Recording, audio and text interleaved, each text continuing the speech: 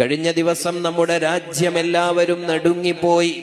രാജ്യത്തിന്റെ തലസ്ഥാന നഗരിയിൽ ചെങ്കോട്ടയ്ക്ക് സമീപം ഏറ്റവും വലിയ സുരക്ഷാ സംവിധാനങ്ങൾ മുഴുവനുമുള്ള ഒരു പ്രദേശത്ത് ഒരു കാറ് പൊട്ടിത്തെറിച്ച് സ്ഫോടനമുണ്ടായി. 10ലധികം ആളുകൾ അവിടെ നിന്ന് മരണപ്പെട്ടുപോയി. ഇന്ന് നമ്മളെല്ലാവരും കണ്ടു. ആ മരണപ്പെട്ട കൂട്ടത്തിൽ ഒരു മുസ്ലിം ചെറുപ്പക്കാരനും മരിച്ചുപോയിട്ടുണ്ട്. ബോംബ് പൊട്ടിത്തെറിച്ച് മരിച്ച ഒരു വ്യക്തിയുടെ പേര് പറയപ്പെടുന്നുണ്ട്. ചാവേറായി പൊട്ടിത്തെറിച്ചു എന്ന് പറയുന്നുണ്ട്. അന്വേഷണം നടന്നുകൊണ്ടിരിക്കുകയാണ്. ഇന്ത്യ എന്ന മഹാരാജ്യത്തിന്റെ ഏറ്റവും തന്ത്രപ്രധാനമായ ഒരു സ്ഥലത്ത്, രാജ്യത്തിന്റെ ഏറ്റവും വലിയ സുരക്ഷ ഉണ്ടാകേണ്ട സ്ഥലത്ത് ഇത്തരം സ്ഫോടക വസ്തുക്കളുമായി എങ്ങനെ ഒരാൾ കടന്നു വന്നു എന്നതിന്റെ മറുപടി പറയേണ്ടത് ഈ രാജ്യത്തിന്റെ ഭരണ സംവിധാനമാണ്. ഈ രാജ്യത്തിന്റെ പ്രധാനമന്ത്രിയും ആഭ്യന്തരമന്ത്രിയുമാണ് അതിനു മറുപടി നൽകേണ്ടത്.